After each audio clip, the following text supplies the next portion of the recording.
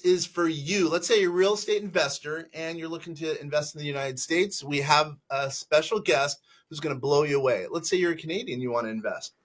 Up there, we have some ideas for you. Or if you have any ideas that are really going to help you as far as getting in commercial property finance, our special guest is going to be able to help you. Bryan Hickman, thanks for being here, buddy. Greetings. Thank you. All right. Now I'm all excited about this because, as you know, we have a lot of Canadian investors who are now coming down to the United States and they want to buy commercial property. They're wanting to buy, multifamilies, big buildings, et cetera, especially because, we're doing a lot more commercial property finance with our commercial property finance team. So this is going to be a huge added value. But now, why don't you tell a little bit about yourself, then we could get it going and really kick it off in high fashion. Sounds good. Thank you. So my background is in commercial real estate investment, starting about 20 years ago at a company called Welltower, which when I joined had about $2 billion in assets under management and about $30 billion at the time that I left, focused primarily in seniors housing and other healthcare investments. And then I moved to a competing firm, Invest, which is a Canadian domiciled corporation investing predominantly in U.S. senior living assets, and placed several investment transactions there. It was a very rapidly growing organization when I joined and had the opportunity to get really creative with my deal making and in my roles, I've generally been responsible for, underwriting the entire capital stack, meaning thinking through the equity, returns on equity, the debt, getting the right tranche of debt, but then also looking at different ways to raise equity for particular deals, because there's not just mortgage lending, there's mezzanine lending, there's preferred equity investments, and then traditional equity, and understanding kind of where each tranche should get in terms of returns. Wow. So, and it's fair to say, you've been advising clients from all over the United States, even up in Canada, correct? Yeah, that's right. So I've done deals from Florida to Washington, California to not quite Maine, about as far as New Hampshire. But then some of the more interesting deals I worked on at Welltower included Welltower's acquisition of the Rivera Senior Living portfolio. That's Rivera, who is probably mostly known as a long-term care operator, has a tremendous private pay senior living business, and Welltower bought a big part of their business. And I've also been involved in transactions in the United Kingdom. So I've sort of seen how organizations work to manage currency / exchange rate risk, and also try to optimize their tax outcomes. This is music to my ears, my young friend. Wow. Okay. You're perfect for a lot of our marketplace. So let's get right to it then. I'm going to leave this kind of open-ended because I know this is your field, but let's say I'm a Canadian investor. I want to buy a multifamily or a big building worth $10 million in the United States. I understand there's some tax favors as it relates to me being a Canadian as an example. Throw out some ideas that can add value to me. Yeah. So, for example, Invest, the last place where I was again Canadian domicile, British Columbia, investing predominantly in U.S. seniors housing assets, and there's a variety of strategies that help hedge exchange rate risk and help manage your taxable income. And for a company that was domiciled in Canada, they borrowed exclusively in the United States as it relates to mortgage debt. And there's a couple of reasons for doing that. Number one, you get a natural exchange rate hedge without having to buy any kind of swap or sort of exotic financial instrument that is, not usually available to sort of a small market or mid-market investor. In other words, you are borrowing in the native U.S. dollar currency. You're paying your debt in the U.S. dollar currency. And so what you're repatriating is a smaller portion of the capital stack. It's really just the return on equity versus repatriating a big portion of the capital stack and being subject to that. We've seen the U.S. dollar versus the Canadian dollar go from $1.25 to $1.40.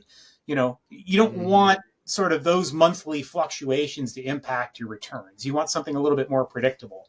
The second is if you're thinking about a high growth profile In other words, you're not just making one investment and sort of set it and forget it, but really you're looking to place one investment, then two investments, then four, six, whatever. And you're looking to build sort of a critical mass to then flip to a big institutional investor, which is a very viable strategy. What you're doing along the way is accumulating all kinds of incremental depreciation, what I've heard referred to as the depreciation tax shield, meaning that you are almost exponentially building your depreciation expense. And that is helping to reduce your taxable income, particularly in Canada. Wow, this is perfect. Okay, let me ask a couple more questions then. So, because you're U.S. based, obviously you're managing director at vastsolutionsgroup.com, in Yes. the commercial property finance group. So, because you're located here, I would assume that really helps you in working with Canadian clients that need to get financing in the U.S. Correct? I believe that it is very beneficial to have someone based in the United States that knows credible lenders depending upon your niche. I obviously know a tremendous amount about those that are focused on debt underwriting for seniors housing. But I will tell you that there are many of the same players that are interested in the multifamily space. It's having someone who has worked through the debt underwriting process in the States, I think, is very valuable to Canadians because, KYC, know your client type regulations, among others that are a product of the unfortunate events of, 2001. They've changed how people look at foreign capital. So having a U.S. advisor, I think, can be very beneficial. The same way that when Welltower went across border to source debt in the United States, often relied on groups like Brookfield, one of the biggest asset managers in Canada, to help sort of advise them on their debt strategy. Yep. So what about let's like broaden it a little bit. What about do you work with people who are in the UK trying to invest in the United States as an example? More the other direction, which is U.S. investing in the U.K., which maybe sounds a little counterintuitive, but it's a product of the fact that there are certain, again, like private pay seniors housing is a very small niche in the U.K. that has really exploded over the past 15 years with lots of development. One of the real differences in development in the UK versus the US is the entitlement process. It takes 18, 24 or more months to even think about putting a shovel in the ground. And it's a product of historical landmark status. Most buildings have some designation, or at least I should say the development sites that are highly desirable for high class assets, they take a long time to work through the entitlement process. Sort of like trying to think through the entitlement process developing in New York City or San Francisco.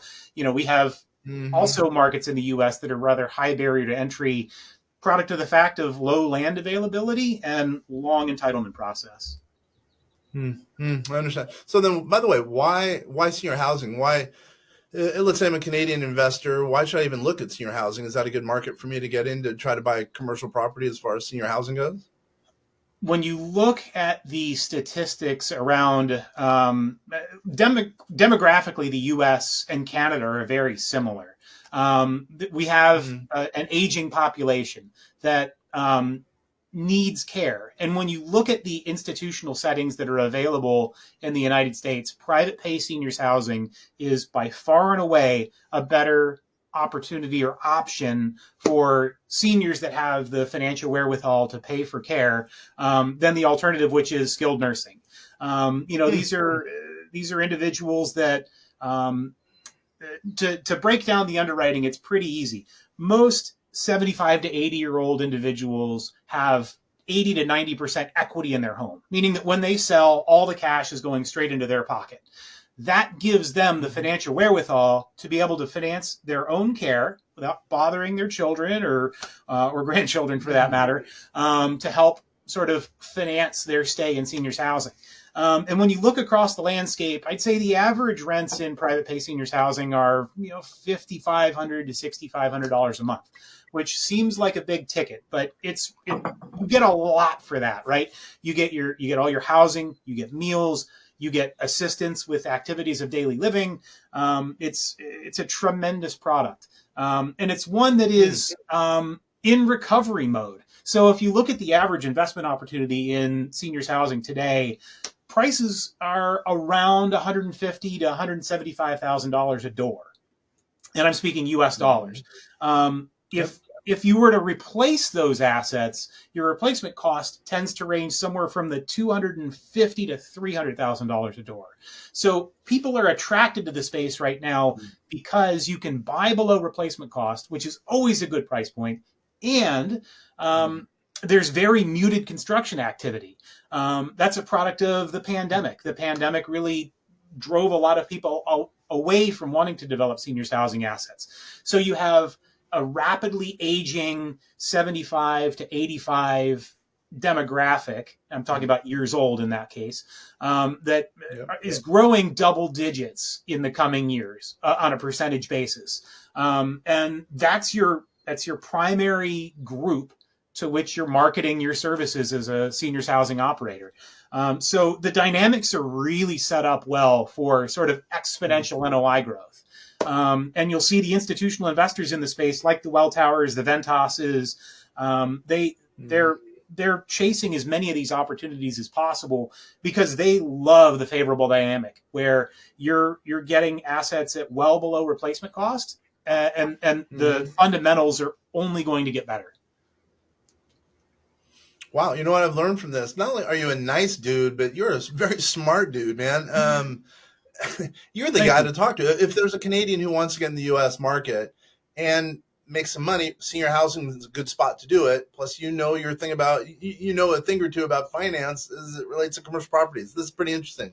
This is a big deal for me. I'm so glad we're talking.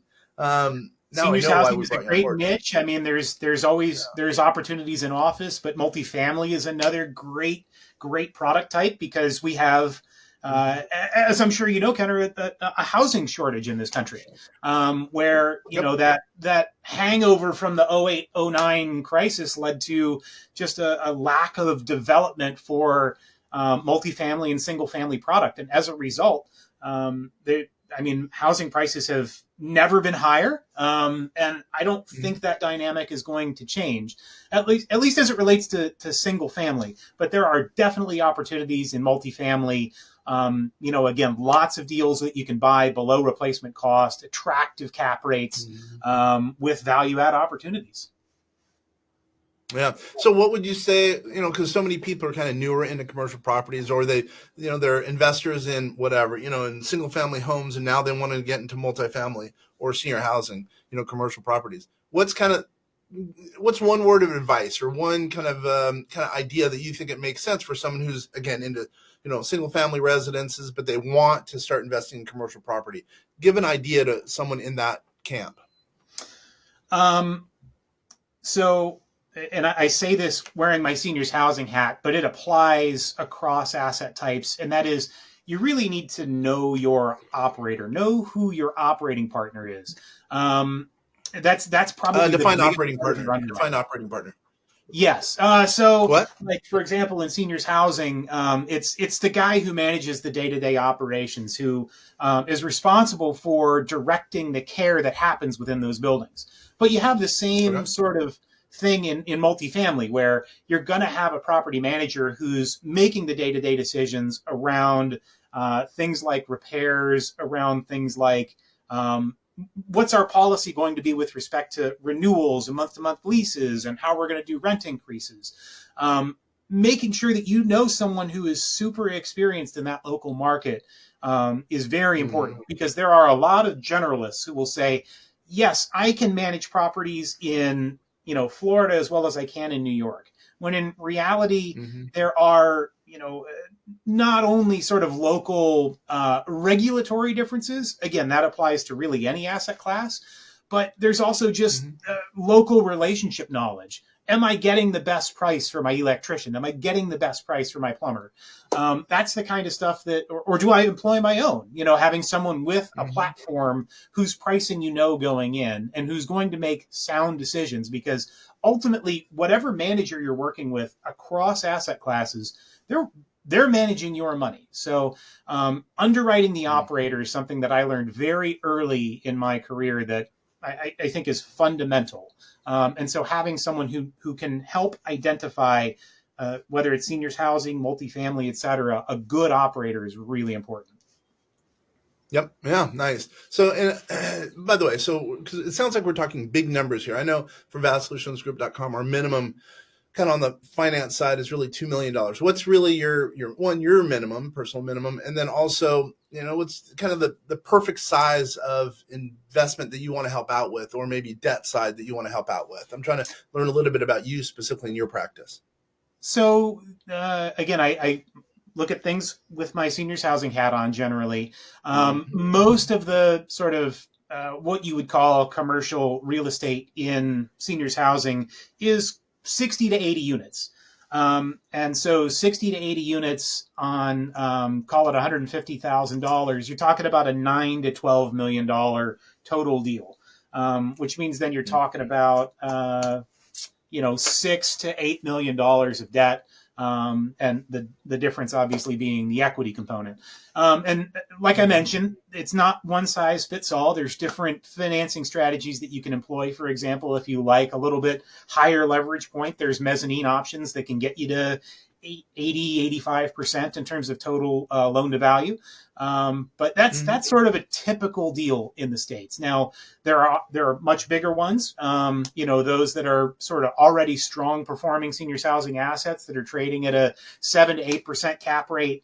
Those will trade anywhere from 15 to 20 million. So you're then applying that same 70 to 80% loan to value ratio. And again, I'm talking about individual properties. It's fairly common right now to see assets come to market in 2, 3, 4 asset portfolios, and it's a product of the fact that you've got a lot of folks that developed in the late 90s, early 2000s, have maybe been developer and operator, and but are now staring down the barrel of a challenging refinance and are saying, maybe I just want to take my chips off the table. And there's a lot of opportunities like that right now. And you mentioned mezzanine financing. Do you do a lot of that? Do you help out with that specifically? I don't do. I have not done a lot of it, but I am very aware of that product type, and it is somewhat frequently utilized in our space. The reason I ask that because there might be someone who's kind of let's say from Canada or wherever. They come from the single family investing space, and then all of a sudden they want to get into commercial property finance. They might not have whatever the $2 million, so they need mezzanine financing. That's the reason I asked that. The pro and con is it tends to be the con being it's a little bit more expensive than traditional mortgage financing. But the pro is you are benefiting even more from that native currency interest, that exchange rate risk. So like with anything in life, there's risks and benefits. So but in each case, you can make a rationale for or against. I understand. So what's kind of one thing that we haven't discussed thus far that really can add value for someone? Again, we're kind of, I guess, focusing on the Canadians, but on a Canadian investor who wants to get in the commercial property finance space, what's one kind of last tidbit that you can add some value for one of those people? I guess I dovetail with my prior remark about underwriting your operator.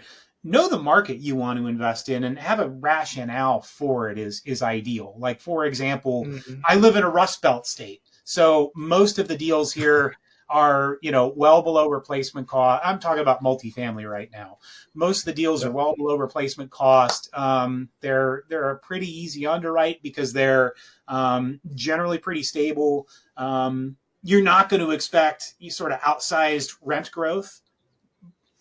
Compare that against let's take a rapidly growing market like Dallas. If you're going to invest in Dallas, you want to understand the local market dynamics, what suburbs are growing, which ones are sort of already established and likely to sort of be a coupon clipping scenario. Where are you going to be able to push rents? If that's what your goal is, that's a sort of a inverted way of saying think about your investment parameters. Are you looking to clip a coupon? In other words, earn a predictable sort of monthly income from an investment? Or are you more IRR, or internal rate of return driven? Meaning, are you looking at the total return over the investment and looking to maximize that? Meaning, are you happy to take more of a back end loaded payoff, where maybe you're buying something that's 60, 70% occupied, and when it fills and you can flip it for, now you're trading on a cap rate basis. Like, is that the return profile that makes sense to you? And real estate investing, like so many things, is not a one size fits all approach. It gets to what your risk tolerance is, and what your desires are for your equity. Yeah, I guess this dovetails that. So what's with that little idea? What's kind of the downside? Now going back to your senior housing, and I should have asked this earlier. What's the downside of investing in senior housing, in your opinion? The downside. See, the one of the things I always like to think about when I'm looking at a real estate investment is, what is that worst case scenario? In other words, like, what is my alternative use? And the nice thing about seniors housing is it's fairly adaptable, because it can be reconfigured into traditional multifamily. A more common play recently has been repurposing seniors housing into behavioral health assets. So you think about like addiction centers, or centers for those that have they're not able to take care of themselves, perhaps because of a developmental disability. That's the kind of stuff that you see repurposed. So that's one of the things I've always liked about the asset class is that it is dynamic from a repurposing standpoint. I guess the only negative that I would see about the space is the lending environment, especially right now, is choppy. Lenders that were very active in the space 10 years ago have, in many cases, gone pencils down and said, we want to see the fundamentals improve beyond where they are today. Construction remain quiet, and then we'll look at underwriting again. But that's why I like dealing with you, because you're right. I think you're right. In general, I think a lot of the lenders are kind of going away, putting their pencils down, as you say. But that's when someone who's senior, so someone who's senior who really knows the space, not only that space, but just commercial property financing in general, can add value. Because someone who's never been through this, their career's been whatever, they've been in business for 5 years, they don't know how to deal with this. People like you can add value big time, because you've been through this. You know exactly. You have the relationships. You know what it's like to, deal with bankers who have their pencils down. Maybe you can, bring them up again, and with your experience. And I think that expertise is huge. I've had the fortune or misfortune of investing and managing assets through both the good cycles and the bad cycles. 08, 09 was a difficult cycle for everyone in the United States as a product of the banking collapse. And then obviously the pandemic that impacted everybody across the world. That was also a challenge to, again, not only look for investment opportunities, but manage performing and underperforming assets and lender relationships throughout. Yeah, this is going to be a huge recording. All the people who are out there listening and watching, who really, let's say they're Canadian, they want to do business in the U.S., and they want to do business in a good asset class, family living, multifamily, or as an example, senior living. Clearly, you're the guy to talk to. I really believe that based on what you've said. You really are a good dude. I'm so glad you're on board. So I'm assuming you're on our website. Why don't you go ahead and mention how someone could get a hold of you? Because obviously they need to get a hold of you, because there's going to be some people who are going to want to. Yes, absolutely. So if you're at vastsolutionsgroup.com, you can find my profile on the team page, or you can reach out to me directly. My email address is Bryan, Bryan, at vastsolutionsgroup.com. Yeah, I'm so glad you're on board. And for everyone else who's out there listening to the Vast Voice, watching from wherever you're watching from, hopefully we have added some value, because I'm very confident that Bryan will be able to add value to you, an investor who's looking to get into the commercial property finance space, senior housing, multifamily, whatever the case is. Stop by our website, as Bryan mentioned, vastsolutionsgroup.com. Once again, thanks for watching and listening to the Vast Voice. telling business secrets to entrepreneurs. Once again, this is Kenneth French. I really appreciate you spending the time. It's been a fun time as always. Bryan, that was good.